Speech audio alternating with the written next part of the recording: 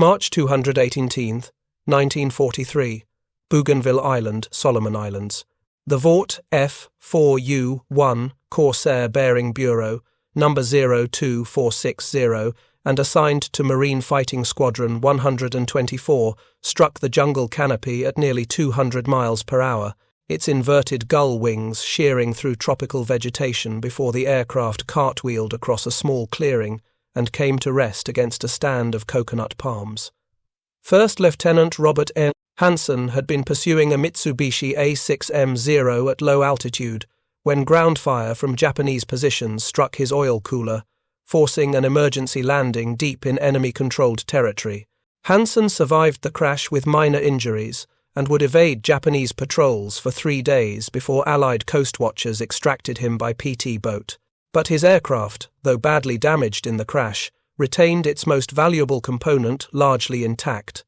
The massive Pratt & Whitney R2-8008 double Wasp radial engine, all 18 cylinders and 2,000 horses of American industrial power, was about to begin a journey that would fundamentally challenge everything Japanese aviation engineers believed they understood about aircraft engine design, metallurgy, and the insurmountable gap between Japanese and American manufacturing capabilities. Japanese salvage teams reached the crash site within hours of Hansen's escape. They had perfected systematic procedures for recovering downed Allied aircraft across the Pacific theater, recognizing that captured enemy equipment provided intelligence that fragmentary combat reports could never deliver. The Corsair represented a particularly valuable prize. Since its combat debut in February 1943 with Marine Squadron VMF 124, the bent-wing fighter had earned a fearsome reputation among Japanese pilots who called it "whistling death" for the distinctive sound its engine made during high-speed dives. The aircraft was carefully dismantled in the jungle, its components catalogued and packed for transport. Engine, despite impact damage to its mounting structure and accessories, showed no catastrophic internal failure. Japanese engineers immediately recognized this as extraordinary. Their own Nakajima Sakai and Mitsubishi Kinsei radial engines rarely survived crash landings without major internal damage from shock loads that shattered crankshafts, broke connecting rods, or cracked cylinder barrels. Within 2 weeks, components from Hansen's Corsair arrived at the Koku Gijutsu Show, the Imperial Japanese Navy Air Technical Arsenal, located at Yokosuka, approximately 40 kilometers south of Tokyo.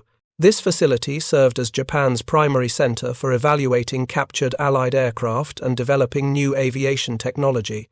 Here, in workshops equipped with precision measuring instruments and staffed by Japan's most experienced aeronautical engineers, the Corsair would undergo the most comprehensive technical examination Japanese aviation could devise.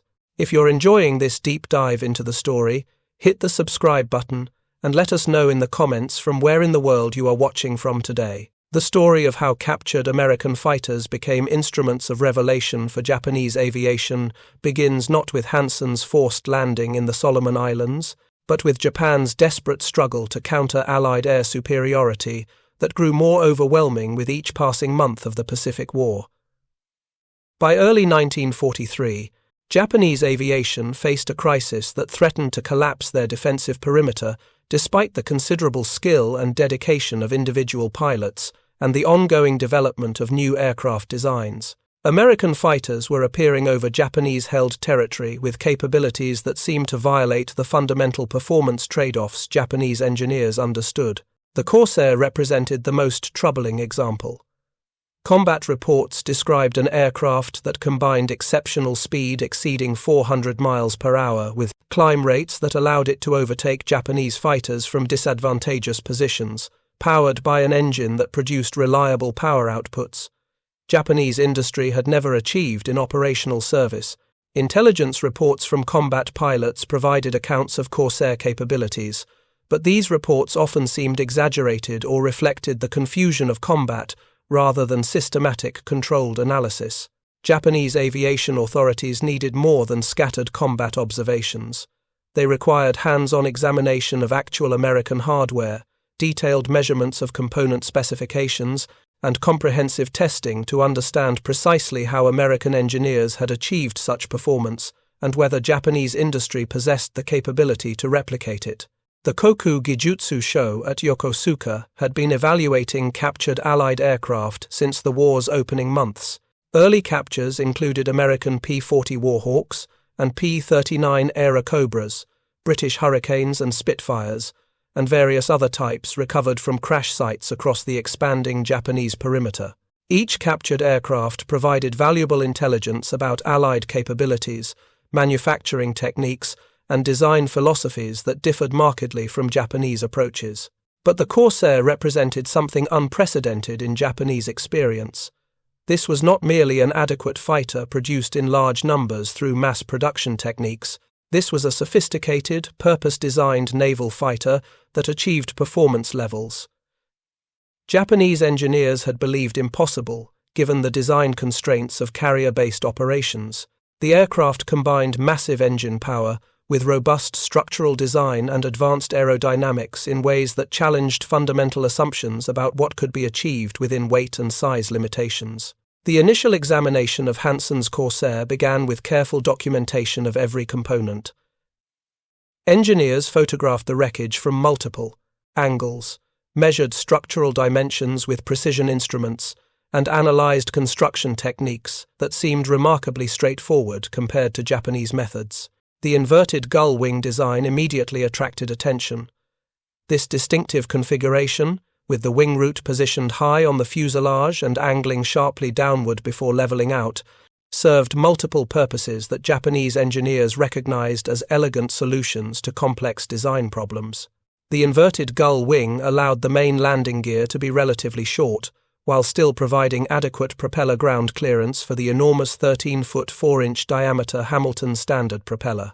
Shorter landing gear reduced weight, simplified the retraction mechanism, and minimized the structural reinforcement required in the wing to support landing loads. The design also positioned the wing fuselage junction at an optimal angle that reduced interference drag, where the wing met the fuselage, improving overall aerodynamic efficiency. Japanese engineers had considered similar configurations for their own designs, but rejected them as too complex to manufacture given industrial capabilities and production requirements. The Americans had implemented the design successfully, demonstrating manufacturing sophistication that exceeded Japanese estimates of American industrial capability. The fuselage construction revealed design philosophy differences that Japanese engineers found significant. The Corsair employed a multi-section fuselage with major components bolted together using standardized fittings and attachment points. This modular approach facilitated both production, allowing different sections to be manufactured simultaneously at different facilities, and field maintenance, enabling damaged sections to be replaced rather than requiring extensive repair work. Japanese aircraft typically employed more integrated construction with components permanently joined during assembly. This approach produced lighter airframes by eliminating redundant structure at attachment points, but made battle damage repair extraordinarily difficult under field conditions and created production bottlenecks, as each aircraft had to be assembled sequentially rather than through parallel manufacturing processes. The fuel system examination revealed American emphasis on survivability that Japanese designs rarely incorporated. The Corsair carried 237 gallons of fuel in self-sealing tanks protected by armor plate and positioned strategically to minimize vulnerability to enemy fire. Self-sealing fuel tanks, standard in American fighters since 1941, employed multiple layers of rubber compounds that swelled when exposed to fuel, automatically sealing bullet holes and preventing catastrophic fuel loss and fire. Japanese fighters typically flew with unprotected fuel tanks, accepting the vulnerability in exchange for weight savings that improved performance and range. This design decision reflected different operational priorities and different valuations of pilot life versus aircraft performance.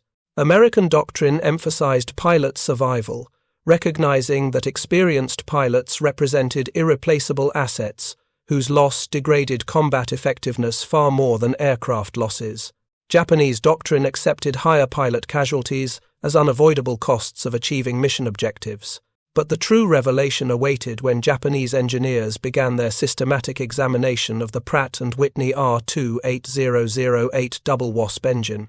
This massive radial power plant represented the technological and industrial heart of American aviation superiority, and its capabilities would force Japanese engineers to confront uncomfortable realities about the limits of their own industry and the insurmountable advantages American manufacturing possessed.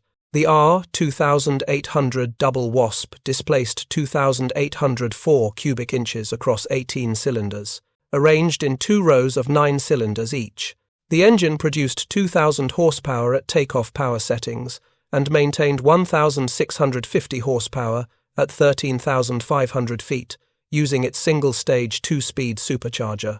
These power outputs exceeded anything Japanese aviation engines achieved in operational service by substantial margins that could not be explained through theoretical design differences alone. Japanese engineers carefully measured every dimension of the captured engine. Cylinder bore measured 5 3/4 inches. Stroke measured 6 inches. The crankshaft, forged from a single piece of high-alloy steel, measured nearly 4 feet in length and weighed over 300 pounds. Each connecting rod was precisely machined, from steel forgings to tolerances measured in thousandths of an inch. The crankcase, split horizontally for assembly, was cast from aluminum alloy and machined to dimensional accuracy that Japanese manufacturing struggled to achieve consistently. The supercharger assembly particularly impressed Japanese engineers examining its construction and materials. The single-stage 2-speed supercharger used an impeller spinning at extremely high rotational speeds to compress incoming air, forcing more oxygen into the cylinders and enabling the engine to maintain power at altitude as atmospheric pressure decreased. The impeller itself was machined from forged aluminum alloy to extremely precise specifications, with blade profiles designed through extensive testing and aerodynamic analysis. Japanese engineers possessed theoretical knowledge of supercharger design principles. They had developed supercharged engines for their own aircraft, but the manufacturing quality and material properties evident in the American supercharger exceeded Japanese capabilities significantly. The impeller showed no signs of the manufacturing defects, material inconsistencies, or dimensional variations that plagued Japanese supercharger production. The engine's internal components revealed construction quality that seemed almost wasteful by Japanese standards, with design margins far exceeding minimum requirements. Cylinder barrels were machined from steel forgings with wall thicknesses substantially greater than stress calculations indicated as necessary. Piston rings showed extremely precise fit and finish, with spring tension carefully controlled across all cylinders. Valve stems were nitrided for wear resistance, using metallurgical processes that Japanese industry had struggled to implement consistently in mass production. Every component reflected manufacturing philosophy that prioritized reliability and durability over absolute minimum weight.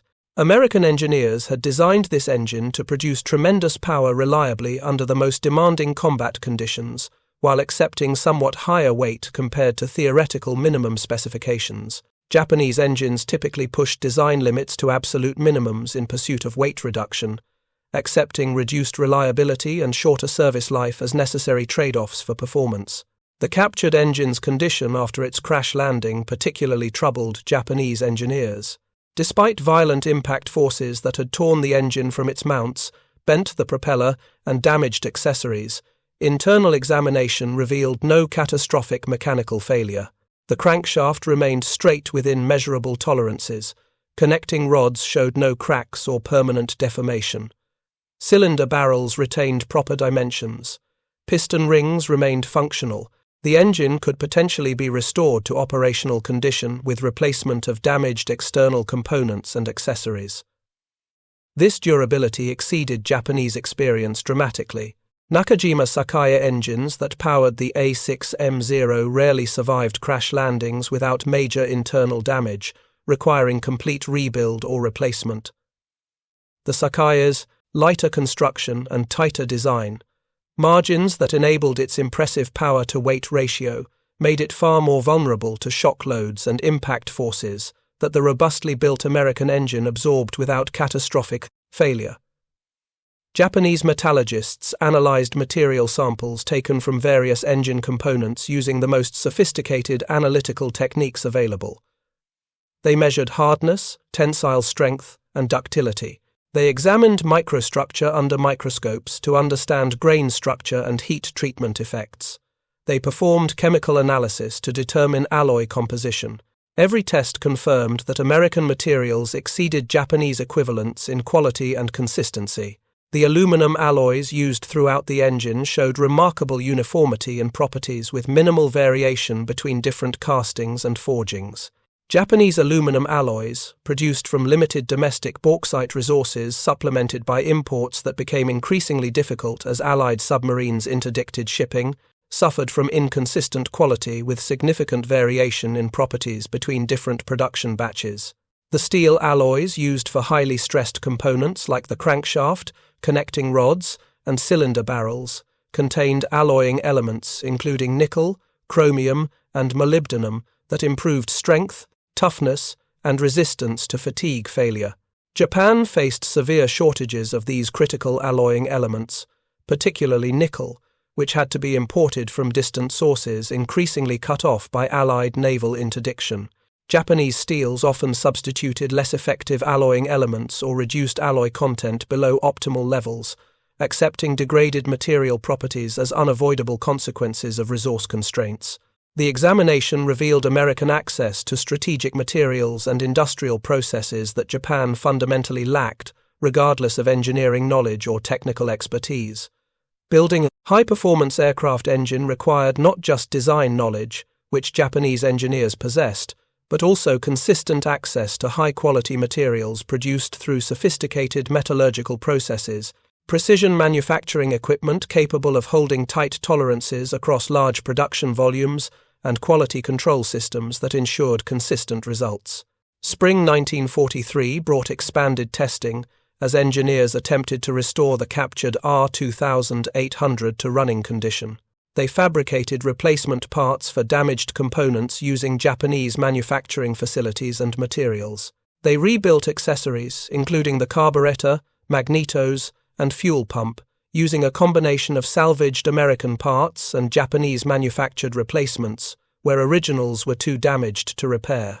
The restoration process itself proved instructive about manufacturing differences between American and Japanese industry. American fasteners used standardized thread pitches and head dimensions that allowed interchangeability across different manufacturers and different aircraft types. Japanese fasteners showed significant variation in specifications even within the same aircraft, requiring careful selection and sometimes custom fabrication during maintenance and repair. American wiring used color-coded insulation with consistent color schemes that allowed mechanics to trace circuits and identify connections quickly. Japanese wiring employed limited color coding with heavy reliance on maintenance manuals and experienced mechanics who had memorized specific aircraft configurations. American components generally featured part numbers stamped or cast directly into the parts, facilitating identification and replacement. Japanese components often lacked clear identification, requiring experienced mechanics to recognize parts by appearance and fit. These differences reflected fundamentally different approaches to manufacturing and maintenance. American aviation industry, built on decades of civilian commercial aviation experience, emphasized standardization, interchangeability, and ease of maintenance by mechanics with basic training. Japanese aviation industry, developed primarily for military applications with less civilian foundation, emphasized performance and accepted complexity that required highly skilled mechanics with extensive specialized training. After weeks of careful work, Japanese engineers successfully started the captured R-2800 engine on a test stand at Yokosuka. The massive radial fired to life with a deep, powerful rumble that vibrated the entire test facility. Engineers monitored temperature, pressure, and performance parameters as they gradually increased throttle settings, advancing from idle through cruise power to military power ratings. The engine ran smoothly across its entire power range without the vibration, rough running, or temperature instabilities that plagued Japanese engines during testing and operation. It produced full-rated power without hesitation or signs of mechanical stress. It maintained consistent performance through extended test runs that would have revealed reliability problems in Japanese power plants. The test runs provided data that confirmed and expanded upon measurements taken during static examination. The engine developed 2,000 horsepower at takeoff settings, substantially exceeding the 1,400 to 1,500 horsepower that Japan's most powerful operational engines produced. It maintained high power output reliably, without the careful throttle management and constant monitoring that Japanese engines required to prevent overheating, detonation, or mechanical failure. Fuel consumption measurements revealed another American advantage that Japanese engineers found sobering. The R-2800 achieved its tremendous power output while consuming fuel at rates comparable to Japanese engines, producing significantly less power. This efficiency derived from sophisticated carburation, precise ignition timing, and optimized combustion chamber design that allowed the engine to extract maximum energy from each gallon of fuel burned. Japan faced increasingly severe fuel shortages as Allied submarines decimated tanker traffic from the Dutch East Indies oil fields. Aircraft engines that consumed fuel efficiently while producing high power offered dramatic operational advantages by extending range, increasing endurance, and reducing the total fuel required to sustain air operations. American engines delivered precisely these advantages, while Japanese engines consumed precious fuel less efficiently while producing less power. The supercharger performance particularly impressed Japanese test engineers. The two-speed drive system allowed the pilot to select low gear for sea level and low-altitude operation, where the supercharger's lower rotational speed consumed less power from the engine, or high gear for high-altitude operation, where increased supercharger speed maintained air density entering the cylinders as atmospheric pressure decreased. This flexibility enabled the engine to maintain excellent performance across a broad altitude range from sea level through 20,000 feet and beyond. Japanese single-stage superchargers typically optimized for either low-altitude or high-altitude performance, but could not effectively cover both altitude regimes with a single configuration. Engineers calculated that the R-2800's specific power output, measured in horsepower per pound of engine weight, exceeded Japanese engines by approximately 15 to 20%. This advantage meant American aircraft could achieve higher performance from engines of comparable weight, or could achieve equivalent performance using lighter engines that reduced overall aircraft weight and improved other performance characteristics. The weight efficiency derived from multiple factors, including higher quality materials that provided strength with less mass, sophisticated design that minimized unnecessary structure, and manufacturing precision that allowed tighter tolerances and better optimized components. Japanese engines, built from less consistent materials using less precise manufacturing processes, required additional structure and safety margins that increased weight without improving performance. By summer 1943, Japanese engineers at Yokosuka had accumulated comprehensive data about the R-2800 engine that painted a sobering picture of comparative capabilities. Internal reports intended for Imperial Japanese Navy aviation bureaus and aircraft manufacturers documented findings that contradicted years of assumptions about American industrial capabilities and Japanese technological competitiveness. The reports confirmed that American aircraft engines possessed decisive performance advantages in the most critical categories for combat aviation. The R-2800 produced substantially more power than any Japanese operational engine while maintaining superior reliability, better fuel efficiency, and longer service life between overhauls. These advantages derived not from superior theoretical knowledge, which Japanese engineers largely possessed, but from industrial maturity and manufacturing sophistication that Japan fundamentally lacked. American aviation engine industry reflected decades of commercial development that Japan had never experienced at comparable scale. Before the war, the United States had developed a massive civilian aviation sector, with airlines operating scheduled service across the continent, private pilots owning personal aircraft in significant numbers, and manufacturers producing engines for diverse applications from small private planes through large commercial airliners. This civilian foundation created industrial infrastructure, manufacturing expertise, and trained workforce that translated directly into military production capabilities when war came. Companies like Pratt and Whitney, Wright Aeronautical, and Allison had been designing and manufacturing high-performance aircraft engines since the 1920s, continuously refining their products through competition in commercial markets that demanded reliability and efficiency. Japan possessed nothing comparable. Japanese aviation industry developed primarily for military applications with minimal civilian foundation. Japanese airlines operated limited scheduled service using mostly imported foreign aircraft. Private aviation remained almost non-existent due to government restrictions and economic factors. Japanese engine manufacturers like Nakajima and Mitsubishi had far less experience with high-volume production of reliable engines compared to their American counterparts. This experience gap manifested in every aspect of engine design and manufacturing. American engineers designed for mass production from the outset, incorporating features that simplified manufacturing and assembly.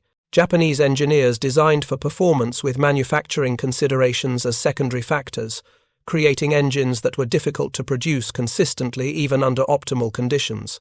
The examination of the Corsair's airframe alongside the detailed engine analysis revealed how American designers integrated high power with robust structure to create an effective weapon system. The F4U was designed from the beginning around the massive R2800 engine, with the entire aircraft optimized to handle the tremendous power and exploit it effectively for combat performance. The fuselage structure was massively built by Japanese standards with heavy longerons, substantial bulkheads, and reinforced engine mounting that could absorb the R2800's powerful vibrations and torque loads without structural failure or dangerous flexing. Japanese fighters built around less powerful engines employed lighter structure that would have been inadequate for the forces generated by 2,000 horsepower. The propeller installation demonstrated American sophistication in managing high power outputs. The three-bladed Hamilton Standard constant-speed propeller measured 13 feet 4 inches in diameter, among the largest fitted to any single-engine fighter. The constant-speed mechanism automatically adjusted blade pitch to maintain optimal engine RPM across varying flight conditions, maximizing efficiency and allowing the pilot to focus on tactical considerations rather than constant propeller management. Japanese aircraft typically employed fixed-pitch or manually controlled variable-pitch propellers that required pilot attention and skill to operate effectively.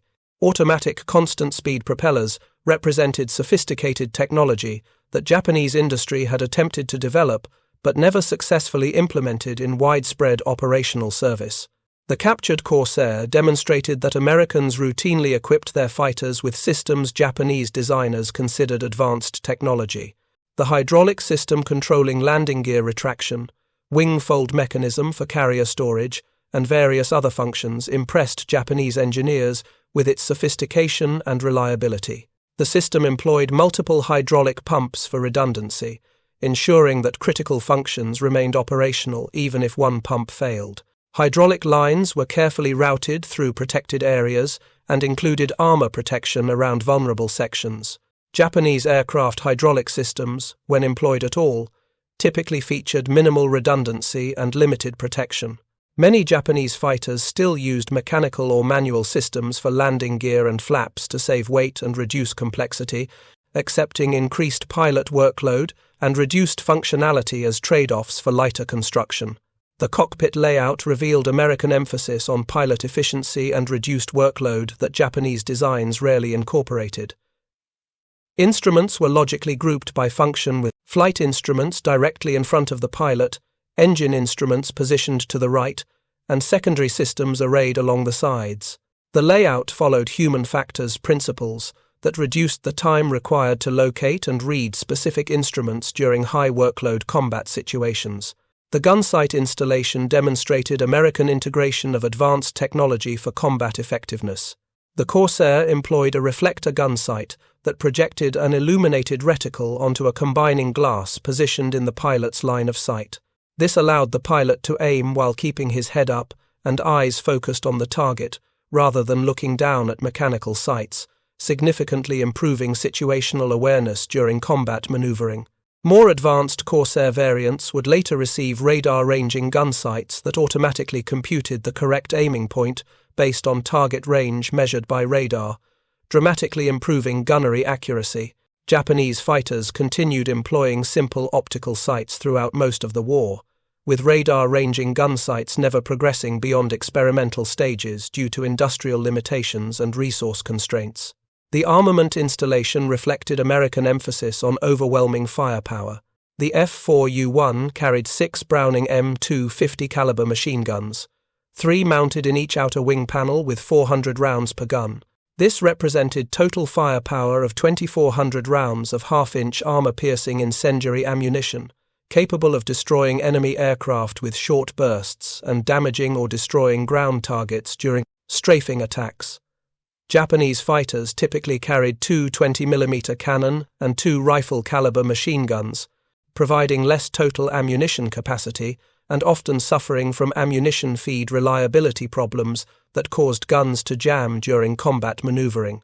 The Corsair's belt-fed 50 caliber guns proved remarkably reliable even during violent aerobatic maneuvers and sustained firing, reflecting American manufacturing precision in producing ammunition to consistent specifications and weapons designed for reliability under harsh conditions. If you find this story engaging, please take a moment to subscribe and enable notifications. It helps us continue producing in-depth content like this. Japanese tactical analysis of Corsair capabilities based on both combat reports and technical examination revealed performance advantages that fundamentally altered the tactical equation in the Pacific Air War. The Corsair could dive faster than any Japanese fighter, climb more rapidly from disadvantageous positions, and maintain higher speeds in level flight. These advantages allowed American pilots to dictate engagement terms, attacking when conditions favored success and disengaging from unfavorable situations. Japanese pilots flying A6M0 fighters, Ki-43 Oscar fighters, or other types found themselves increasingly unable to force combat on unwilling Corsair pilots. If an American pilot recognized a tactical disadvantage, he could simply extend away using superior speed that Japanese fighters could not match. If Japanese pilots attempted to climb to advantageous positions above American formations, Corsairs could climb faster and reach superior altitude first, reversing the tactical situation. The only area where Japanese fighters retained advantages involved low-speed maneuverability in sustained turning engagements. The A6M0 particularly excelled at tight radius turns at moderate speeds, where its lightweight and large wing area provided superior turn performance. However, American pilots trained to avoid sustained turning fights, instead employing tactics that exploited their aircraft's superior speed and power. The boom and zoom tactical approach taught to American fighter pilots emphasized maintaining energy advantage through superior speed and altitude. American fighters would dive on Japanese formations from above, make high-speed slashing attacks using superior firepower to destroy or damage enemy aircraft, then extend away using their speed advantage and climb back to altitude to repeat the attack. Japanese fighters attempting to pursue climbing American aircraft found themselves losing ground as American engines produced superior power that translated directly into superior climb performance. Combat loss statistics from mid to late 1943 confirmed the tactical superiority that technical analysis predicted.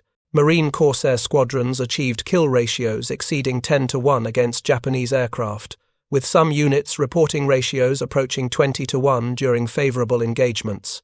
These lopsided results reflected not just superior aircraft performance, but also generally superior American pilot training, better tactical doctrine, and increasingly overwhelming numerical superiority as American industrial production accelerated. Japanese pilot training had degraded significantly from the excellent pre-war and early war standards as combat attrition eliminated experienced instructors and fuel shortages reduced training flight hours.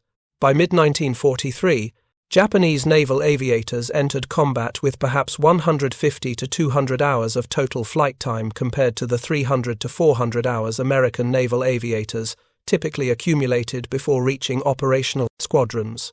This training disparity, combined with superior American aircraft, created a deadly combination that Japanese pilots had little chance of overcoming through skill or courage alone. Even experienced Japanese pilots who understood how to maximize their aircraft's remaining advantages found themselves overwhelmed by American fighters that could attack effectively, then escape before Japanese pilots could respond. The technical intelligence gathered from the captured Corsair extended well beyond simple performance testing to comprehensive analysis of American manufacturing methods and material science. Japanese engineers systematically examined construction techniques at every level, from major structural assemblies down to individual fasteners and fittings, attempting to understand how Americans achieved consistent quality across large production volumes. The wing construction revealed sophisticated manufacturing processes that Japanese industry struggled to replicate. The Corsair wing employed a relatively small number of major ribs and spars with metal skin carrying significant structural loads. This stressed skin construction required precisely formed aluminum sheets with controlled thickness and consistent material properties across entire panels, joined through flush riveting that maintained smooth aerodynamic surfaces. Japanese aircraft typically employed more numerous ribs and spars with fabric covering over much of the wing surface. This approach required less sophisticated tooling and materials, but produced heavier structures with higher drag. Japanese attempts to implement all-metal stressed skin construction often encountered problems with material consistency, rivet quality, and dimensional accuracy that resulted in heavier-than-designed structures or premature structural failure. The aluminum alloys used throughout the Corsair airframe showed remarkable consistency in properties with minimal variation between different panels, extrusions, and forgings. Metallurgical analysis revealed sophisticated heat treatment processes that optimized strength and corrosion resistance. Surface treatments, including anodizing and chromate conversion coating, protected aluminum from corrosion in the harsh marine environment where carrier aircraft operated. Japanese aluminum, produced from limited domestic resources and restricted imports, suffered from quality variations and material defects that degraded structural performance. Japanese industry struggled to implement consistent heat treatment processes across large production volumes, resulting in material properties that varied significantly between different aircraft and even within the same aircraft structure. The riveting throughout the Corsair structure demonstrated manufacturing precision that Japanese production rarely achieved. Rivets were uniformly sized with consistent head formation, properly spaced for optimal load transfer, and installed with correct tension to prevent loosening during service. Flush riveting in critical aerodynamic areas maintained smooth surfaces that reduced drag and improved performance. Japanese riveting often showed significant variation in quality, with improperly formed heads, inconsistent spacing, and inadequate or excessive installation force that either allowed rivets to work loose or caused damage to surrounding structure. These manufacturing inconsistencies contributed to higher maintenance requirements and sometimes premature structural failure under combat stress. The paint and corrosion protection systems employed on the Corsair reflected American attention to long-term durability under harsh operating conditions. Multiple primer coats provided corrosion protection for aluminum structure. Exterior paint employed formulations designed to withstand exposure to saltwater, aviation fuel, hydraulic fluid, and tropical sunlight without degrading rapidly. Control surfaces received special attention with multiple coats, ensuring protection even in areas subject to flexing and wear. Japanese aircraft often received minimal corrosion protection with thin paint layers that deteriorated rapidly under operational conditions. The chronic shortage of paint materials and pressure to maximize production output resulted in inadequate surface protection that allowed corrosion to attack aluminum structure, degrading strength and requiring extensive maintenance to address deterioration. By autumn 1943, comprehensive technical reports circulated through Japanese naval aviation bureaus, reaching aircraft manufacturers, engine designers, and military planners responsible for strategic decisions about aircraft development and production priorities.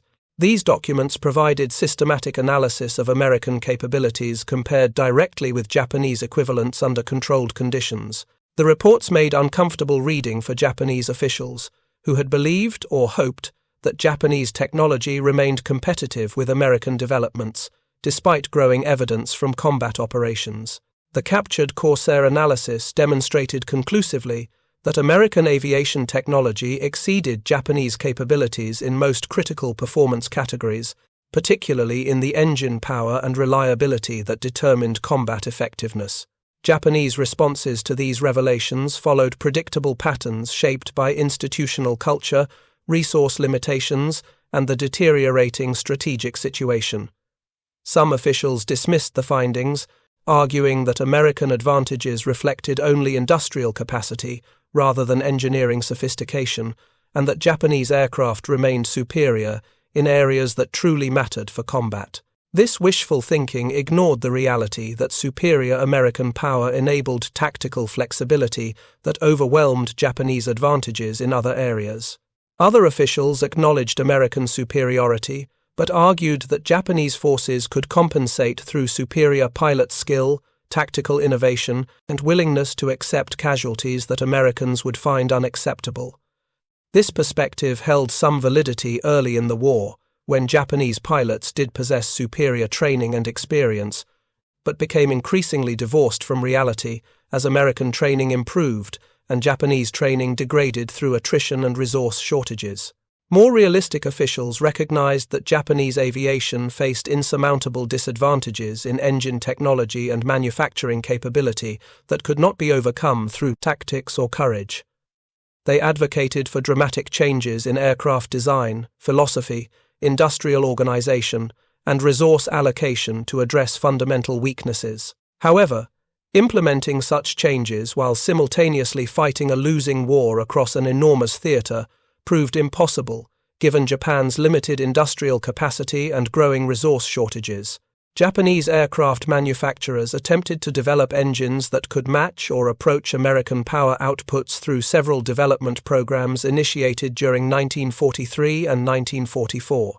Nakajima worked on the Homar radial engine intended to produce 2,000 horsepower from only 1,800 cubic inches. Displacement through very high compression ratios and sophisticated supercharging. Mitsubishi developed the Kasei radial engine with various improvements intended to increase power output and reliability. Both programs encountered severe problems that illustrated why Japanese engines consistently underperformed compared to American equivalents, despite capable engineers and genuine effort.